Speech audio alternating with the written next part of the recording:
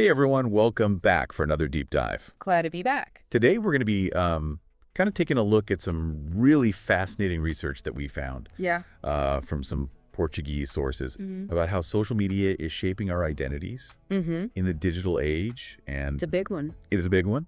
Yeah. And we are translating and kind of summarizing some of the key insights for you. Absolutely. But the question that really popped out to me, and that I think we should start with, is are we really in control of our own identities in the age of likes and filters and all these curated online personas? Yeah, that's a big one to start off with. It is. I think that's the underlying question behind a lot of this research. And one of the first things that really struck me was this concept of Narcissism 2.0 that the source talks about. And, we always hear about narcissism, but this is sort of a new breed, fueled by this constant need for online validation. So it's like we've taken Freud's original ideas about narcissism and just kind of launched them into hyperspace. Exactly. It's like narcissism on steroids. Right. And the source mentions how we're spending an average of 2 hours a day on social media. It's crazy. Which is just mind-blowing when you think about it. Yeah. 2 hours, all that time, Yeah. creating content, consuming content, seeking those likes and comments. It's a lot. Yeah. And what's interesting is the source points to research that suggests that all of this engagement with social media is actually rewiring our brains. Oh, wow. Like we're becoming more sensitive to social feedback. Oh, that's interesting. So it's not just about getting an ego boost, it's like we're craving that validation on a deeper level. So like a neurological level? Yeah. Right. Like our brains are being trained to seek out those digital pats on the back. Okay, so it's like we're almost becoming addicted to it in a way. In a way, Yeah. yeah. And the scary part is what happens when those likes and comments don't come.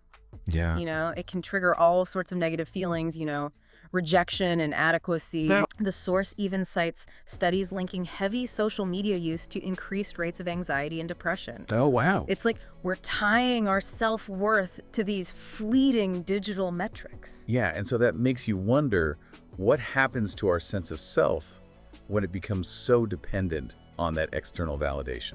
Right, and that leads into another really interesting point that the source makes. Okay. Which is this idea of the ideal self versus the authentic self.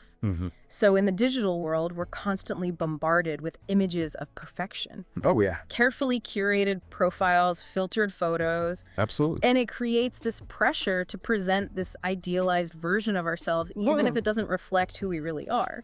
It's like we're all living in this giant online performance. It is. Always trying to project the best, most impressive version of ourselves to this invisible audience. Yeah, and the source asks this really important question, is this just us adapting to new social rules? Right. Or is it something more troubling? Because, before social media, we formed our identities through real-life experiences, face-to-face interactions. Exactly. Now it's all about algorithms, online personas. Right. And this pressure to conform to these digital ideals. So it's almost like we're being molded by the technology rather than using it as a tool for genuine connection. Yeah, that's the concern. And the source argues that this constant pressure to perform can lead to what they call this digital dissonance.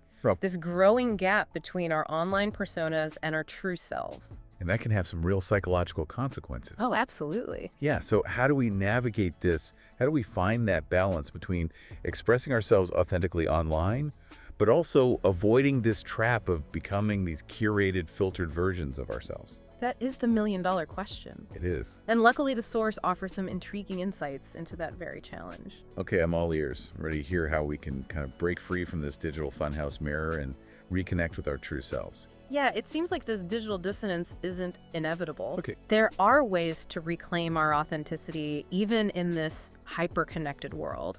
Well, one of the things that really jumped out at me was this idea of being mindful of the content that we consume. Oh, yeah. Because we're constantly bombarded with these images and these stories Right. that reinforce this idea of like the perfect life. It's true.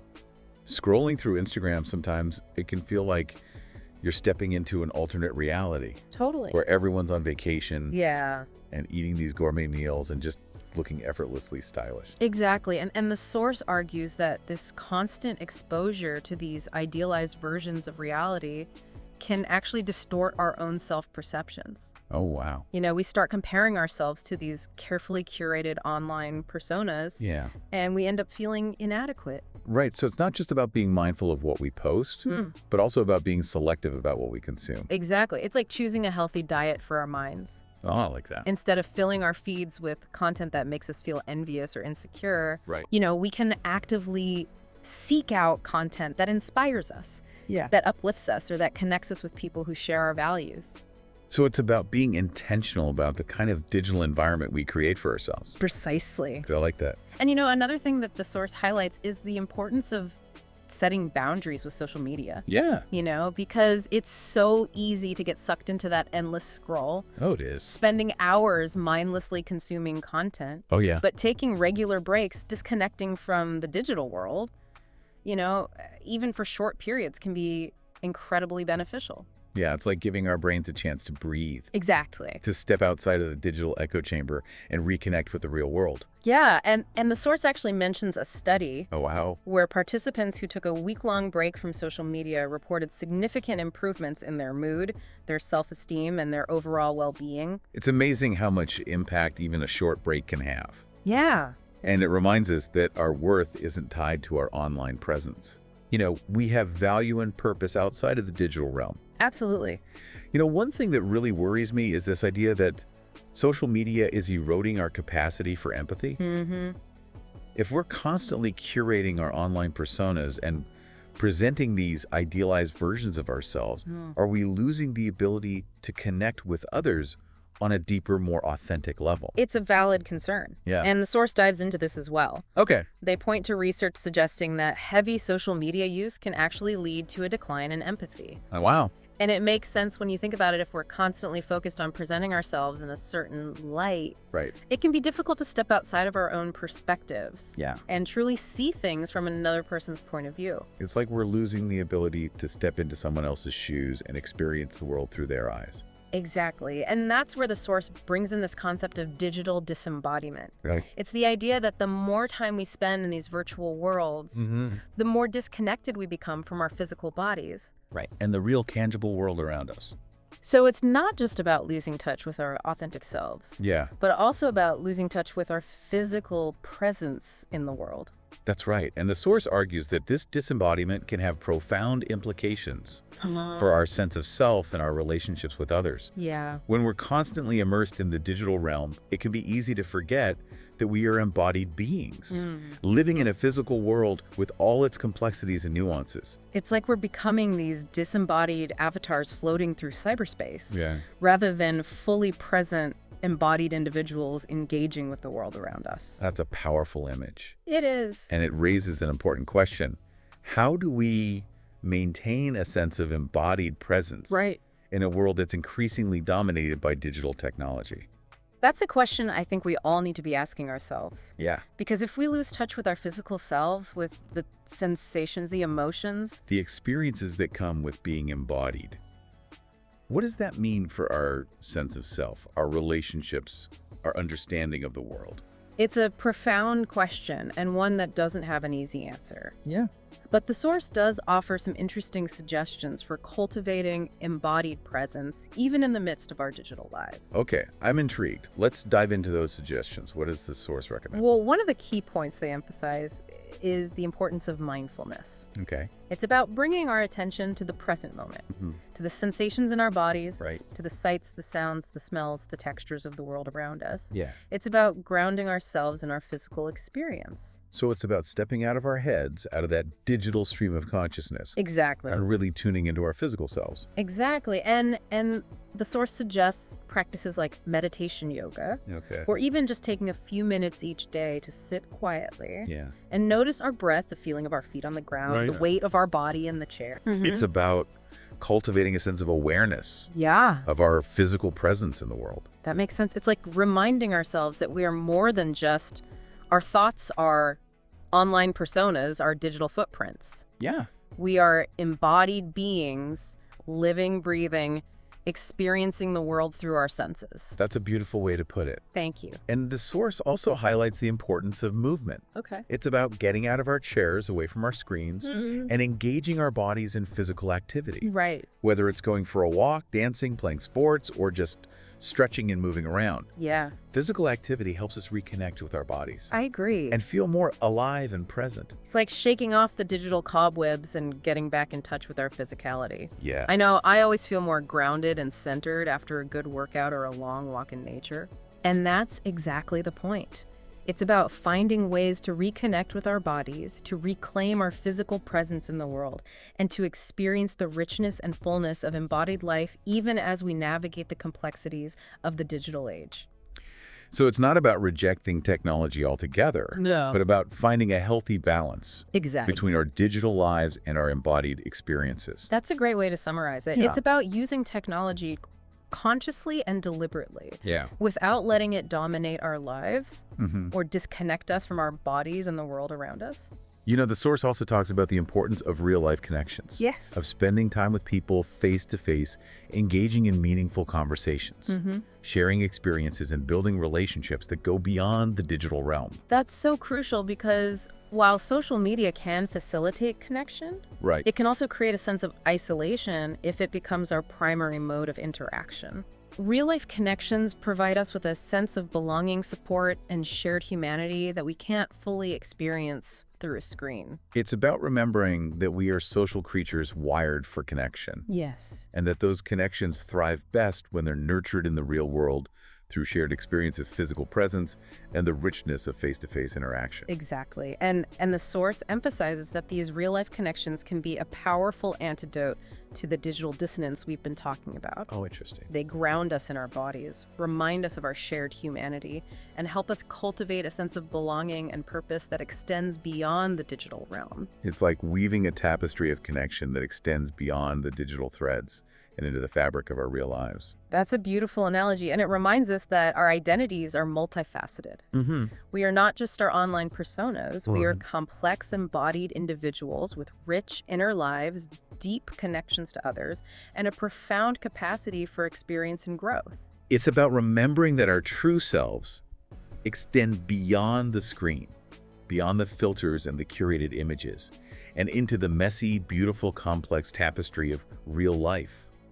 It feels like we're constantly being pulled in so many different directions. Mhm. You know, the Yeah. pressure to present ourselves perfectly online, the fear of missing out, Mm. the constant stream of information and stimulation. It can be overwhelming. It really can. And the source actually uses this term, digital overwhelm, Okay. to describe this feeling of just being bombarded with information and notifications Right, and right. all these demands on our attention. Yeah. And they argue that this overwhelm can have a real impact on our mental and emotional well-being. Yeah, it's like our brains weren't designed to process this constant influx of digital stimuli. Right. It's no wonder so many of us are feeling stressed and anxious and burnt out. Exactly. And one way that the source suggests to combat this digital overwhelm is to cultivate a practice of digital minimalism. Okay. So it's about being more intentional with our technology use, choosing quality over quantity, Right. and focusing on the tools and platforms that truly enhance our life, Right. rather than distract us from them. So it's not about ditching technology altogether, No, not at all. but about using it in a way that serves us Exactly. rather than the other way around. Yeah, it's about setting boundaries, creating space for digital detox, and prioritizing real-life experiences over virtual ones. You know, one thing I found really interesting in the source was this idea that our online identities can actually be a form of self-exploration. Oh, that's interesting. It's like we can use these digital platforms to kind of experiment with different aspects of ourselves Yeah. to connect with like-minded people and to discover new interests and passions. Yeah, and the source argues that this kind of digital exploration can be a positive thing, Okay. as long as we're doing it consciously and with a sense of self-awareness. Yeah. It's about using these tools to expand our horizons, Right. rather than constricting ourselves to these narrow online personas. So it's about approaching our digital lives with a sense of curiosity and playfulness, Exactly. rather than getting caught up in the pressure to perform or conform. Yeah, and remembering that our online identities are just one facet of who we are. Right. We are so much more than the sum of our digital footprints. Absolutely. You know, all this talk about digital identities and authenticity makes me wonder, what does the future hold? That's a big question. It is. As technology continues to evolve, how will it shape our sense of self, our relationships, our understanding of what it means to be human? Those are huge questions. And the source doesn't pretend to have all the answers. Right. But they do offer some thought-provoking insights into the potential challenges and opportunities that lie ahead. Okay, I'm all ears. What kind of future are we looking at? Well, one of the things they highlight is this increasing blurring of lines between the physical and digital worlds. Okay. With advancements in virtual reality and augmented reality and artificial intelligence, our experiences are becoming increasingly intertwined with technology. Yeah, it's like the Matrix is becoming more and more real. In a way, yes, and the source raises some important ethical questions about how we navigate this merging of realities. How do we maintain a sense of agency and autonomy in a world where technology is increasingly integrated into our lives? Right. How do we protect our privacy and ensure that our digital identities are not exploited? Those are heavy questions. They are. It feels like we're entering uncharted territory here. We are, and the source emphasizes the need for thoughtful dialogue and critical engagement. Yeah. With these emerging technologies, we need to be asking these tough questions, considering the potential implications and shaping the future of technology in a way that aligns with our values and aspirations. It's like we're all co-creators of this digital future. We are. And we have a responsibility to use these tools wisely and to ensure that they're used for good, not for harm. Absolutely. That's a powerful way to put it. And the source ends with a call to action, urging us to be conscious, deliberate, and engaged citizens of this digital age. Yeah. They remind us that we have the power to shape the future of technology, and that our choices will determine the kind of world we create for ourselves and for future generations. It's a reminder that we're not just passive consumers of technology, Right. but active participants in its evolution. Yeah. We have a voice, and we need to use it to advocate for a digital future that is ethical, equitable, and empowering. Well said, and I think that's a perfect note to end on. Yeah. We've covered a lot of ground today in this deep dive, exploring the complexities of identity and authenticity and the evolving relationship between technology and the human experience. Yeah, it's been a fascinating conversation. It really has. And I hope it's given our listeners some food for thought as they navigate their own digital journeys. Me too. Thanks for joining us, and until next time, remember to be mindful, be present, and be the architects of your own digital destinies.